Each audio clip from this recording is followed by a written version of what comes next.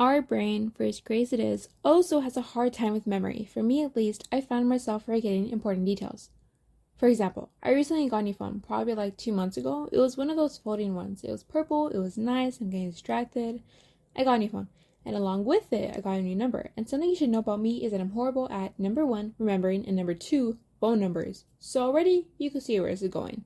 Every time someone or like one of my friends asked for my new number, I could never remember what it was and tell them I couldn't remember.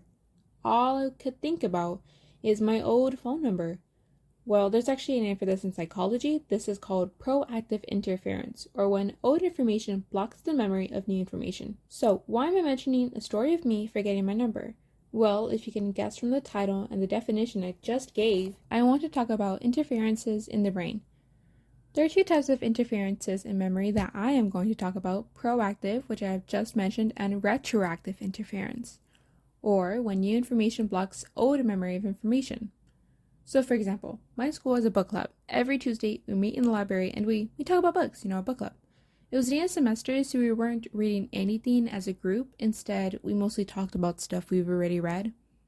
So there's this one girl near me, and she had a book in her hand, YA, and something about murder. I forgot what it was called.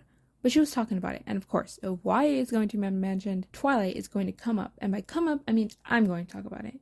Me? I'm a huge Twilight fan. I mean, huge. So I brought it up. I was going to talk about the first book when I crossed into an issue. You see, I have all the books, but I've only read the first one so far. I'm like midway through the sequel. In my defense, I just take a long time to read them. Anyways, I tried to remember the plot of the book so I could bring it up in the conversation, but I couldn't remember. Every time I tried to, all I could think about was the plot of the sequel, the one I'm currently reading. In this case, new information, like the sequel, blocked my memory of the old book I read. In conclusion, our brain holds a lot of information and sometimes mixes it up, but that's okay. You could be a new brain, doing great.